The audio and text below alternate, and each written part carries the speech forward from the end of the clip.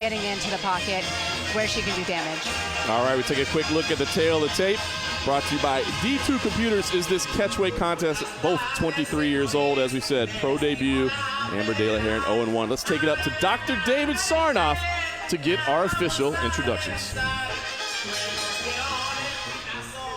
Tonight, this bout of the evening is scheduled for 3 2-minute rounds at a catch weight of 130 pounds. This bout has been brought to us by D2 Computers for all your computer needs. Now, standing to my left, fighting out of the blue corner, weighing in at 129.5 pounds, fighting for Catalyst Fight House out of Everett, Washington, Nataliya Karkovaya.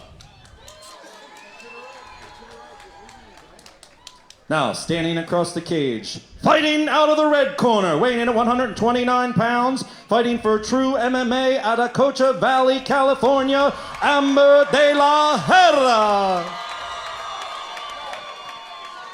Referee in charge of the action once the bell rings, Ryan Spink. Coming out. All right, it is Nataliya Karkovaya in the black outfit there with the blue tape. Meanwhile, Amber De La Heron, she has the burgundy shorts and the red tape. 3 2-minute rounds in this amateur catchweight contest. Again, look at the stoic Karkovaya over there, just steady the whole time, not moving at all. Interested to see how this plays out. All right, are you ready? Are you ready? Fight! Nice show of respect to start. And here comes the sprint. Right away, De La Heron, listen to the Jessica Penne advice, came out swinging. De La Heron trains with the Diaz's, not Nate and and Nick. No, the boxers, Yoel and Antonio Diaz. Whoa! Beautiful reversal. Yeah, nice roll through there from De La Heron. It looked like she was going to be tripped, but rolled to the top, taking top position. I'd really like to see her get that underhook and start standing up and getting some good pressure, snap the head down, and they're back up. Yep, Karkovaya quickly to her feet there. Did leave the neck behind. She's got to be wary of that. You look for the standing guillotine attempt there from De La Heron. Now, mind you, again, everybody watching, there are a few different rules because this is an amateur bout, so you're not going to see a lot of elbows. You're probably not going to see a lot of knees. Although you can see probably knees to the body are obviously illegal. And there goes. All right. Nice save by the referee. Heads up move there by the referee. Meanwhile, Karkovaya, as she's defending this choke, is also looking for an outside trip. Looks like she feels comfortable with the neck behind. Yeah, what she's going to need to do is she's going to need to suck her off of the cage, and I would use a leg to trip her down. Now she's going for the single leg. She really needs to get that head up, though. There you said, switching to the single leg. 35 seconds left in this opening round. They say those 2 minutes, they run down quick. Turned through, ran the pipe, did get De La Heron to her knees. Not quite getting full takedown. You see De La Heron trying to work back to her feet. A couple of hammer fists in there as well. And she's relentless with this takedown attempt. Oh, nice step over there. Beautiful work from Karkovaya there. Establishing top position for the first time. I need you to get a left side underhook. Left side. Final 10 seconds of this opening round. CFFC 75 amateurs in the cage right now. Left hand only. Left hand only. Move your head. Karkovaya going to try to capitalize right at the end. All right, back and forth action. Karkovaya finished the round on top. Jessica, you got to feel who you lean for in that one. I'm definitely leaning for the blue corner. She ended up on top. I would have liked to have seen her posture up, get some punches off instead of just scoring the takedown.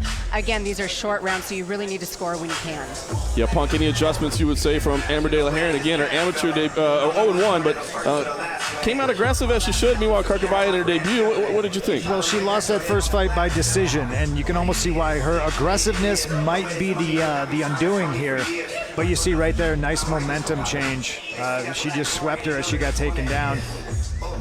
Yeah, some moments of dominant position here for both ladies. As you see Karkovaya there, that was her time on top. But as Jessica said, unfortunately, I don't think either woman really was able to capitalize the strikes from the position. So if they find themselves there, hopefully a little bit more offense from top as we get ready for round 2. I think we're going to see more stand-up from De La Heron for sure. And that's definitely what is important in these short rounds. It needs to stay standing up if you're really going to score, unless you have that dominant position on the ground. Completely agree. All right, Karkovaya, the blue tape. De La Heron out again quickly. There you go. Big shots in the middle. The stand-up you were calling for landed a few big ones. Now Karkovaia looking for the takedown. Well, I think as you progress as a fighter, you learn range, you know, and you learn how to move in and out of the pocket. De La Herrin is obviously comfortable being in the pocket. Beautiful throw. That was beautiful. That was very nice. De La Herrin flips it. The difficult thing about those kind of head and arm throws is you end up in a comparable position, especially in MMA. She needs to do cartwheel over or she needs to turn back in. Yeah, De La Herrin trying to isolate that right arm there, looking for that scarf hold. She's got that right arm in danger. She can get a little bit of pressure on it. See Karkovaia trying to torque, and she's got it free now. She really needs to be careful that she doesn't take her back from this position or walk up onto the cage and roll her over. This is definitely not a position you want to see her stay in. Well, you called it right there. There's Karkovaia slipping around, trying to get to the back. Now De La Herrin turning in. Excellent reversal there. And she slips around to the back. Slick little move there. Too high off the back. Falls down. De La Herrin on her back now. Karkovaia in the dominant position. Side control right away. Big turn of events there. Yeah, this has been De La Herrin's round for sure, but now she is on the bottom. But Karkovaia not really doing much with it yet. De La Herrin really needs to turn and go. She's spending too much time on bottom right now. Karkovaia now spins around to the back. Excellent transition there. She's going to try to jump the back. She's very high in the back as well. No hooks, no hooks. Yeah, smart there. She bailed out of it before she flipped around. Less than 20 seconds left in the second round. Karkovaia seems to be getting this body lock a lot. She got in the first round. You see her trying to drag her. She's trying to trip her. But De La Herrin staying on her feet. Final seconds ticking away here. De La Herrin trying to punch away even while she's defending the body lock. All right, rounds in on feet. Punk. Better work there from De La Herrin. Yeah, for sure. I think that was her round. The first round was harder for me to call. I think, Jessica, I'm not sure who you would go with, but I think that round definitely goes to De La Herrin. Definitely agree with you with the second round going to De La Herrin. Just because she ended up on top at the end, I would give it to Nataliya. The adjustment that I'd really like to see from both ladies is not staying in that clinch work position on the fence. If you're going to go against the fence, it's a momentary pressure, separate, and punch to score. That was a beautiful throw there. Watching that again, that was fantastic. I thought that was the highlight of the round there. And worked on the submission for a little bit. Yep. But you're right, Jessica. I agree. It's been kind of a stalemate. It's been back and forth in that clinch position. I think if one of them can stay at range, and it looks like as we look at De La Herrin's corner, they're saying the same thing. Stay at range. You were having success on the feet. Yeah, she was scoring with punches for sure. All right, our very unofficial scorecard, I think, has this fight even going into the third and final round here.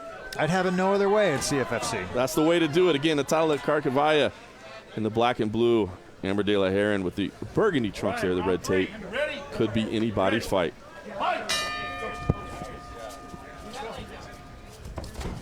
Oh, and again, just a straight 1-2. It worked in the first 2 rounds, and you see right there, she just gets locked up again. They're right in front of us. And that's something that you learn and grow with as an amateur. Sometimes you get too eager coming in and you don't realize you need to step, create an angle, and exit out. And another beautiful throw. I'm loving the groundwork. Phenomenal work there. It was Karkovaia that moved in for the clinch, but De La Herrin took advantage of it. But again, with those throws, it's dangerous. You give up your back for that glorious throw.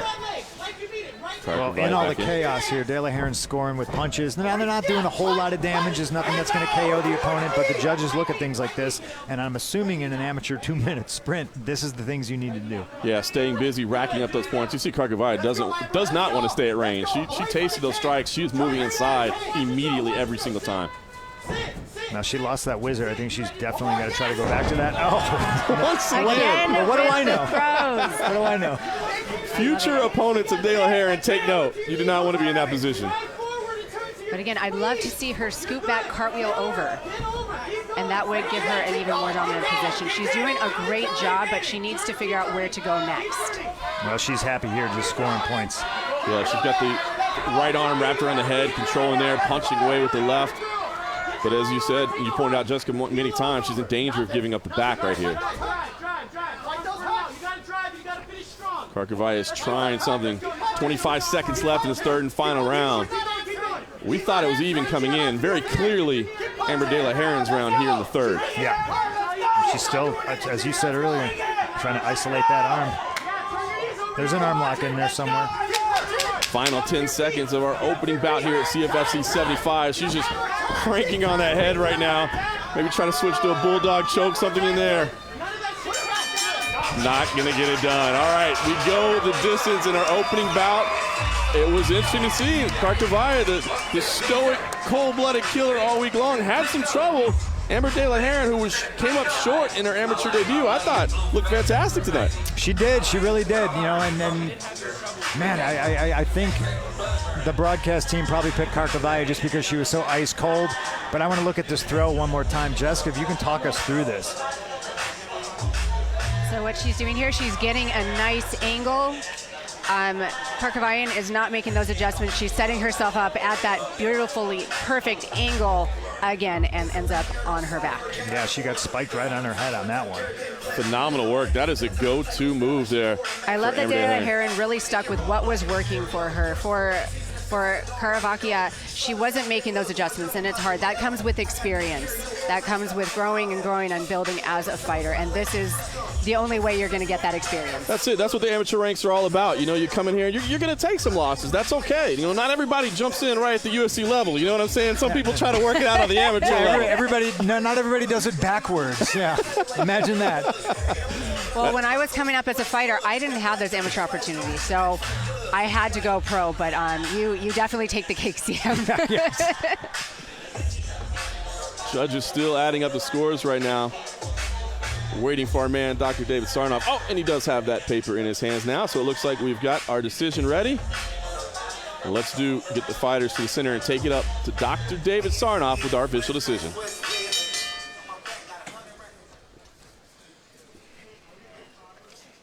Ladies and gentlemen, after 3 rounds of action, we go to the judges' scorecard. All 3 judges have the fight 30-27 for your winner by unanimous decision. Out of the red corner, Ambar De La Heron. Fantastic. So she took it on all 3 cards, and she took every round. A great performance by Amber De La Heron. She rebounds from that amateur loss. Of course, Karkavania is short in her debut, but I'm sure we'll see plenty more of her in the developmental stages. Hopefully we'll see plenty more of you. We've got plenty of action left here at CFFC 75, Granger versus Azevedo.